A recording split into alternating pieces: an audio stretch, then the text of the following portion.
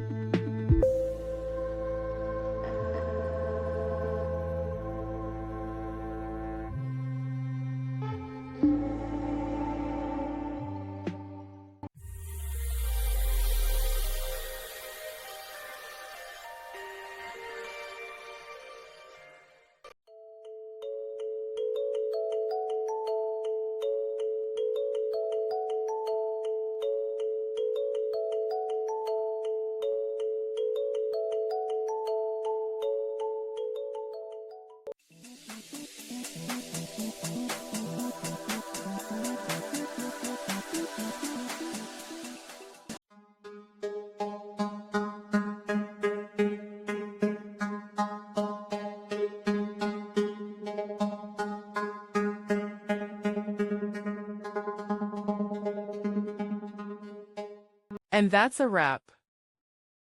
I hope you found the answer you were looking for. If you did, take a second to hit that subscribe button. It really helps out.